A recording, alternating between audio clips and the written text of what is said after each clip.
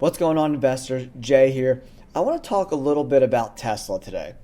Obviously, over the last, 4 or so months, Tesla is down considerably. They're down over 30% year to date. So what is the problem with Tesla? Is it the company that's making these shares go lower and lower and lower, or is it Elon Musk and his behavior that's making the stock go lower, lower, and lower? Or is it a combination of both? Lately, Elon Musk has been getting extremely political, but he's not necessarily giving both sides of the coin. Listen, the immigration issues in this country are horrible. Joe Biden and his administration have really dropped the ball in orchestrating some sort of plan that will work to limit illegal immigration. But when Elon Musk blames this administration, he doesn't talk about the Republicans blocking one of the best bills for immigration policy that has ever come to Congress. It's a very strict, very restrictive bill that would limit access to the borders and help keep illegal aliens out of the country. But the Republicans blocked this bill with encouragement from Donald Trump because he wants to take credit for limiting access to our borders. In my opinion, Elon Musk is being a little hypocritical, only giving us one side of the story. Just give us all sides of the story, not just your narrative. And I think by him tweeting this kind of stuff without giving both sides of the story is starting to deter investors and potential buyers of Tesla cars. I want to watch a short video that I saw on CNBC yesterday where we have a long Tesla shareholder and a bear Tesla shareholder, a short and a long, debating Elon Musk, and I'm going to give you my opinions of this video afterwards. All right, let's get into it. Before we get started, if you could hit that like button and subscribe to the channel. We're almost at 600 subs. Thanks to you guys. I really appreciate you tuning in. Let's check out this video. Bryn, long, why short? Bryn, make your case. Why should we still believe in this stock story? Well, the stock right now doesn't look good. So let's just separate the two, the stock from the company. Make no mistake, the chart looks terrible. Don't forget that in January of 2023, I bought it around 120. This stock got to, I think, $100 during the early part of 1 day of trading, and that's with earnings estimates of $5 for full year 23. So we're not even going to sniff that this year. So this stock could go lower. Let me make that clear. It looks broken right now. Why I would not what I wouldn't discount is Elon, is I think he's one of the most, prolific innovators and engineers of our time with SpaceX. Literally, I think NASA would be defunded with what he's done with energy storage and EVs, and then at Neuralink.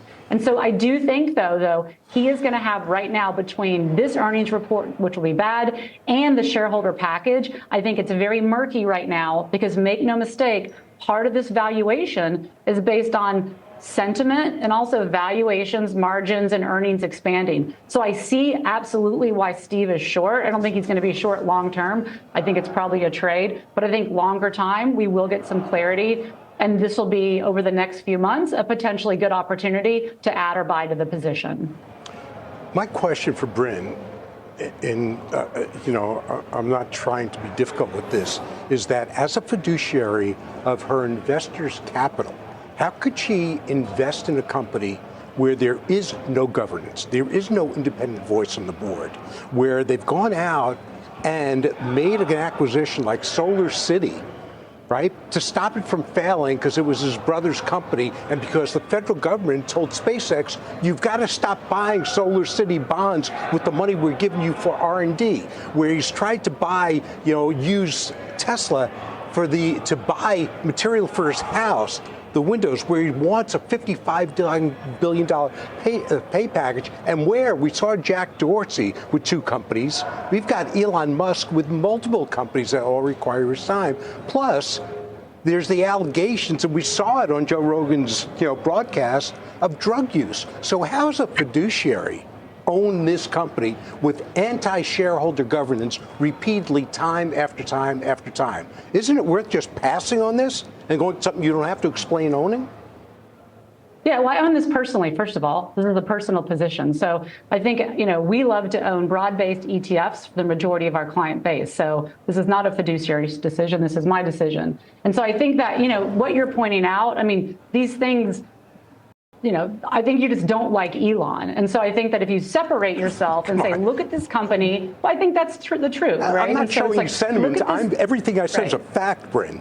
It's a fact. I know, but why does he's a grown man and the Joe Rogan thing is just like strange, and that was years ago. It's not just Joe Rogan. And so I think that if you just look at the company, and when you still look at the two companies where the best engineers want to work is our SpaceX and Tesla, because this is not an Elon show as well, although it feels that way. He has to be able to retain top talent, and I think as it relates to Tesla specifically, being pragmatic about the company. As I said, the chart looks terrible, and they are in a very murky situation right now because it feels like, are you going to be a car company that's balancing higher revenues, higher earnings and margins, and then also innovating at the same time with full self-driving, more energy and robotaxi? Or are you going to do a full pivot to robotaxi? I think if they come out and do that, that's a revaluation of the name on the downside, because that is probably 5 to 10 years out. So, and by the way, Weiss, sorry, Bryn, if this is principally a governance related story, that's one aspect of it. Sounds like it's a major one. However, you could, right? It's major. Even put that aside, the fundamentals deteriorating.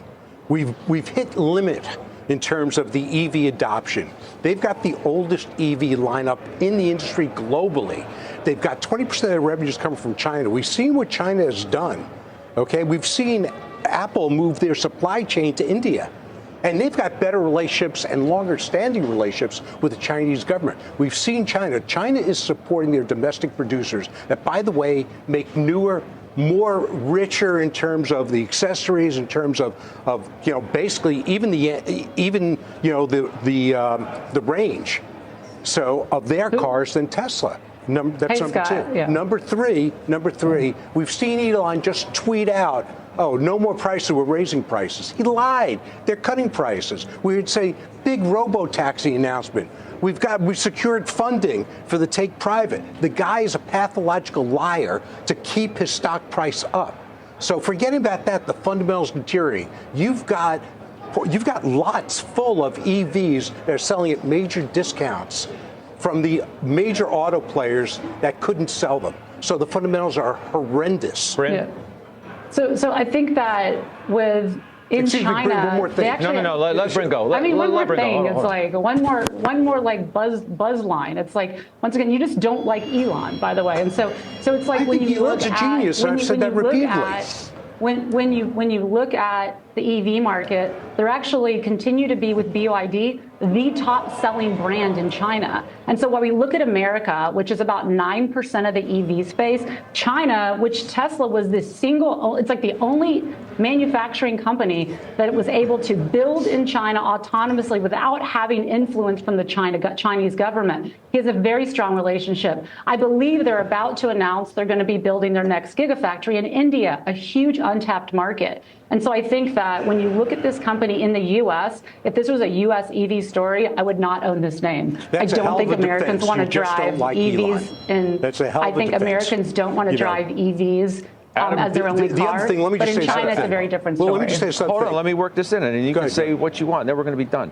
Adam Jonas today at Morgan Stanley. Why do we remain overweight Tesla shares? And look, he's been, skeptical along the way about, the repeated price cuts and all the other stuff. We believe Tesla has significant attributes to be valued as an AI beneficiary, but the company must first see stabilization in the negative earnings revisions within the auto business. Yep. Right, he's not saying they have it. But Bryn's entirely wrong about their ability to retain talent. If you take a look at Tesla, and you take a look at, we just had 2 critical people leave Tesla this week. Their turnover in their executive ranks and their engineering ranks is legendary, is unprecedented. So I don't know where she gets that from, but look at the facts. And I know it's maybe because I just don't like Elon that all these people are leaving, but I really had nothing to do with it. No, I totally, I mean, once again, the stock is definitely up. So you feel the stock is up 750% over the last 5 years. Exactly. Yeah. And I haven't been short over 5 years. I'm short now because it's all coming home to roost. I understand, but there are periods of time Correct. over the last 5 years where notable people have been short, and it hasn't mattered because their shorts have been proven to have not worked well. Again, I haven't been short, number one. Number two, I understand. How many other EV manufacturers have we had over the last 10 years? Bryn? What, I don't even know what that means. How many Okay. price cuts have we had with Tesla models over the last 5 years? Steve, how Steve, many cuts? How Steve, many, wisdom is chasing you if you would just stop.